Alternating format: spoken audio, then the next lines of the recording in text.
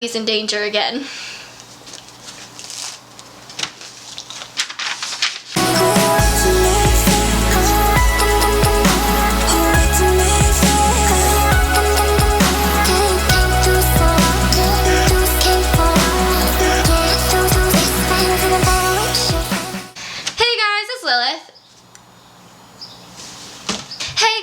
Lily, and today on That Book Review, I'm going to be reviewing City of Lost Souls by Cassandra Clare. I absolutely loved this book. I gave it a 5 out of 5 stars on Goodreads, and for a letter grade, I'm going to give it an A, because I'm saving my A pluses for the last 2 books. If you haven't read it, go read it. If you haven't read The Moral Instruments, go read it. If you haven't read any of Cassandra Clare's books, go read them, and then come back here so you guys can watch this video. I didn't review any of the books prior to this in the Moral Instruments series, but I do have reviews for Clockwork Angel and Clockwork Prince, and I will have a review for Clockwork Princess and City of Heavenly Fire. And now the spoiler section. So in the prologue, Simon is at his mother's house, and there's like religious stuff everywhere that's like warding him off, and his mother's going crazy, but it's good that he still has his older sister. He was afraid to tell her because he thought that like the last thing from his human life would not want to ever see him again. But turns out that she still does, and that's so sweet. Really glad that he has someone from his human life that's still with him. I mean, Clary's with him, but it's kind of different. Also in this book, Simon and Izzy are like opening up to each other, and their relationship is developing, and I really like that because I totally ship Sizzy. And I really also love Maya and Jordan. I think even in City of Fallen Angels, I wanted Maya to end up with Jordan and Izzy to end up with Simon. So there's a funny, I love this scene so much. So the whole crew, Simon, Clary, Izzy, and Alec, go to see the Queen because the Clave called off the lookout for Jace. So they're like coming together to find him themselves, and they're at the Queen, and she says, "Perhaps I did," said the Queen, admiring her shimmering toenails. "I've noticed the fair folk often say perhaps when there is a truth they want to hide," Clary said. "It keeps them from having to give a straight answer." "Perhaps so," said the Queen, with an amused smile. "Mayhap is a good word too," Alec suggested. "Also, perchance," Izzy said. "I see nothing wrong with maybe," said Simon. "A little modern, but the gist of the idea comes across." They're so funny. I literally live for Cassandra's dialogue. Her dialogue is so good. So when they're there at the Queen kind of proposes a deal, and she said like, "I'll help you if you get these rings for me." So she steals the rings, and also while she's stealing them, she sees Jace and Sebastian being all buddy-buddy.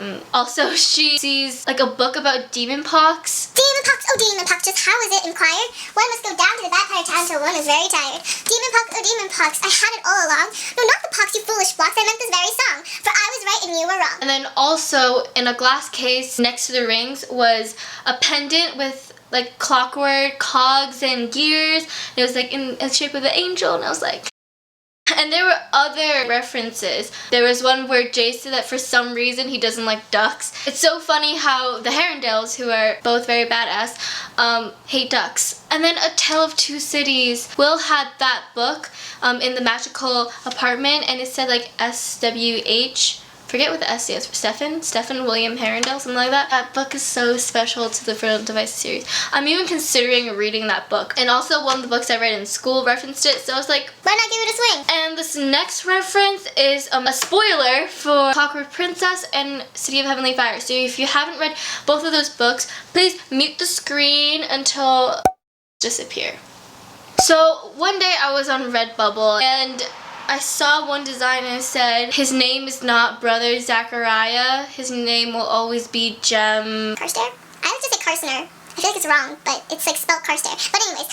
So then I was like, is Brother Zachariah Jem? And then there were so many hints in the book where it could definitely be Jem. Like there was that time where he comes into Magnus's and he's like, "I'll do anything to save the last line of Herondales." Towards the end, Clary's trying to meet Jace, and then Brother Zachariah is there. Clary's like, "You seem the most human out of them all." And he tells her that there were like 2 people that he would die for, and obviously that's probably Will and Tessa. So I'm really interested, and I can't wait to find out what exactly happens in Clockwork Princess for him to end up as Brother Zachariah. Okay, so going back to the rings, so she keeps the rings, and she has Simon wear one and she wears one, and with the rings they can communicate just with their minds, kind of like the Silent Brothers do with the Shadowhunters. And she decides that she's gonna go with Jace and Sebastian and kind of like eavesdrop and spy on them. Halfway through her visit with them, she loses the rings because of some reasons of Sebastian that I believed in at that moment, which I'll go more into later. I was half believing that he took it and half believing that she lost it at the club. And then when I found out that he took them, I wasn't surprised. I was just like, and then I found out that the Queen's working with Sebastian now, and I still wasn't surprised. Really mad at the Queen because I really hate her. Okay, so going into the series, I kind of felt disconnected since it's been 7 months since I've read a book in the Moral Instruments. So I finished City of Fallen Angels at the end of September, and then I had a reading slump for 3 months, and then like another 3 months where I read Clockwork Angel and Fifth Wave, and then Clockwork Prince. So, you know, I wasn't really in the TMI feel. I kind of forgot characters and what their situation was, and forgot like the setting and the wrongs and rights people have done. A first example would be Alec. I wasn't sure if I should have been mad at him or empathizing with him. Well, mad at him because he was trying to shorten Magnus's life, and then empathizing with him because it's probably hard being in love with a warlock who's immortal. And then like the whole Queen like turning him old and whatever, like that really spooked him out. And I guess he's right. It's really uncomfortable and a hard situation, but I think the way he went about it was wrong. The more I read, the more I came to the conclusion that I should be mad at him. And then in the end, they broke up, and that was really sad. But you know what? I'm pretty sure they're gonna get back together by the end of the book. It's gonna be a bumpy road before then, because you know what Alec did is really unacceptable. But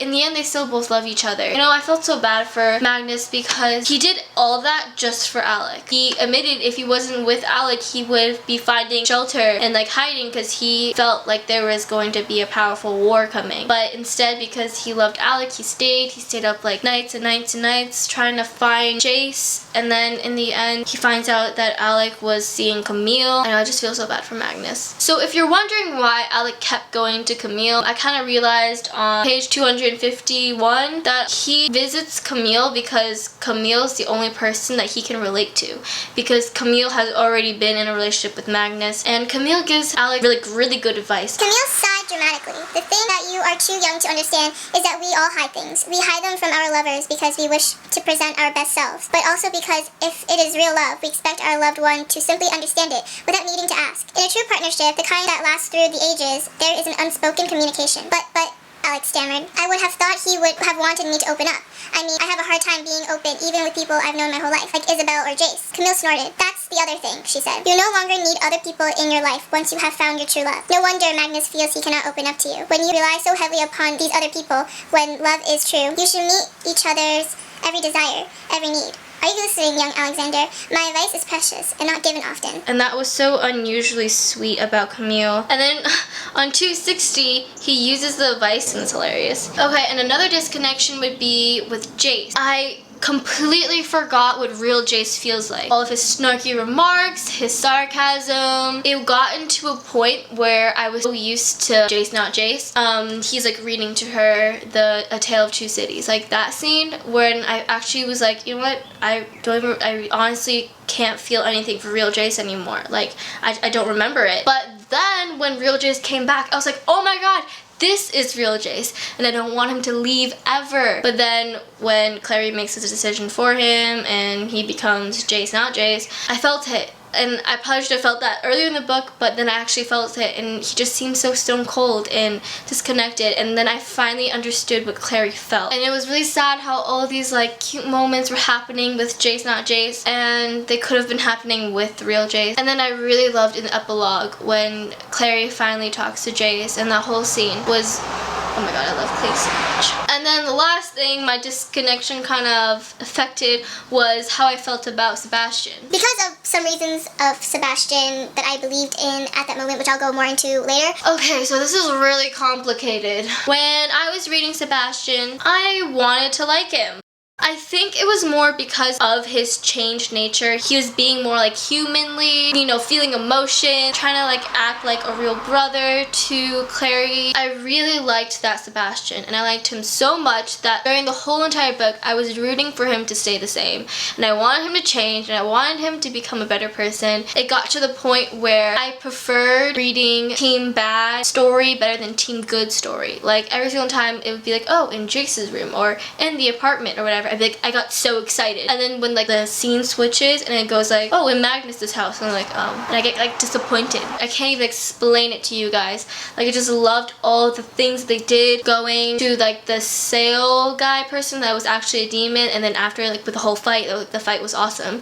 After the fight, they went to the club. Clary like wakes up and she like goes into the hallway and she sees blood like on the walls, and like he's with like a human and a vampire, I think, and then they have like a conversation. I don't even remember what the conversation's about, but I just really loved it. And they go downstairs, have sparkling waters, and then she puts like a rune on him. I don't know, and she sees all the whip marks on his back, and I just felt so bad for him, and she wonders like, why did Valentine only whip one of his sons or something like that. But I don't know, that Sebastian I really liked. From the point he showed his true colors, I was done. I was sad that he didn't actually change, but I was back to hating him, and that's good, because even 7 months ago, I hated Sebastian so much that even just hearing the name Sebastian, even if it's not related to the TMI or TID, I just hated it.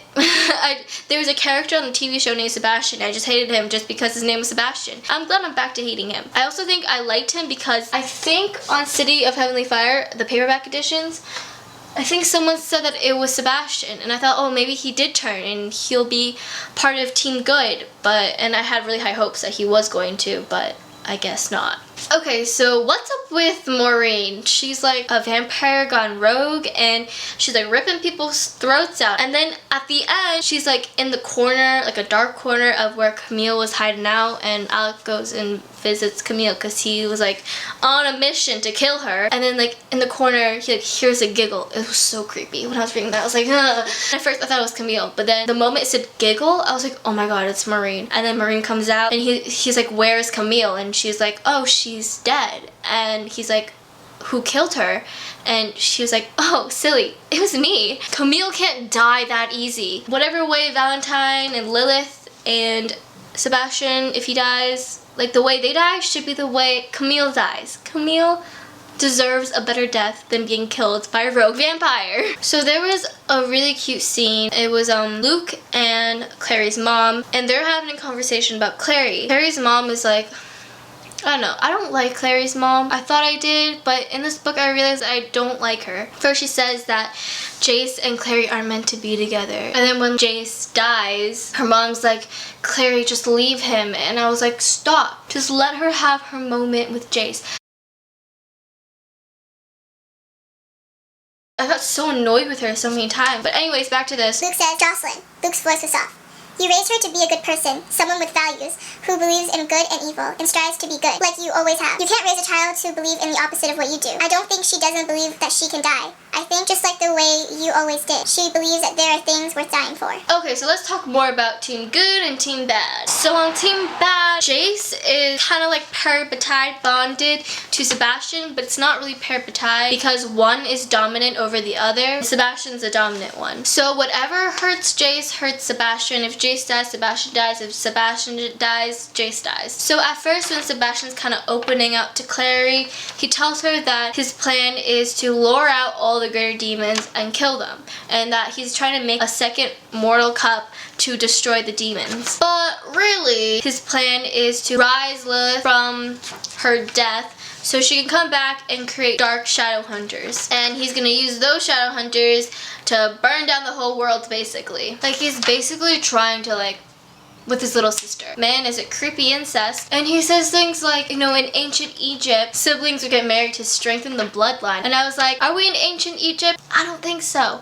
But that fight scene between Clary and Sebastian was amazing. Okay, so then when real Jace comes back, he's like, I don't want to do this anymore. I'm basically helping a guy destroy the world. And he was gonna turn himself in, and he probably was gonna get killed, but it was the right thing to do. And then Clary interferes, and she makes a decision for him and turns him back into Jace, not Jace. It wasn't until after that she realized that it's better for real Jace to die as real Jace then die as Jace, not Jace. It was a really sad part, and at least it kind of worked out in the end, but we don't know what's up with the whole heavenly fire thing. Probably is that gonna like make him immortal? Because I hope it doesn't. So complicated. Okay, let's talk about Team Good now. So their goal is to try to find a weapon that will separate Jace and Sebastian and kill Sebastian. By doing this, they try summoning a demon, but that doesn't work out. And then they try to summon an angel. His name is Raziel, I think. I'm probably saying it wrong. I'm trying to figure out how to summon an angel, and apparently angels always try to kill you when you summon them, and it makes no sense. Like, why? Like shadow hunters are like your children, right? Why don't you help your children? But for some reason, they like to kill their own children because they're afraid of dying when they summon up an angel. Simon comes up with the idea, well, because he has the mark of Cain, he could possibly be protected by the angel. So Simon summons the angel. Simon says, "No," said Simon. "I know we're not much compared to you, but we don't kill our friend. We try to save them. If heaven didn't want it that way, we ought to have never been given the ability to love." Preach it, Simon. And then after that, he has like a scene where he's like literally dissing the angel. And he was like, "Well, now I know that the mark protects me, you know, I can just summon you whenever I feel like it until you give me what I want." They make a deal, and he said, "I'll give you the sword if I can take your mark away." Right from there, I was so nervous for him because earlier Raphael said that he was coming for Simon once he didn't have the mark, and now I'm nervous because Simon was safe with the mark. Even if it was a curse, Simon was safe, and now he's not, and he's in danger again. And literally in the first like 3 books, I think, he's like always in danger,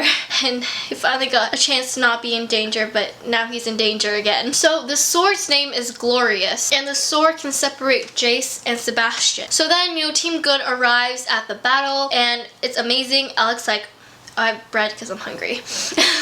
And he's got like the arrows, like shoot, going. And then Izzy with her whip.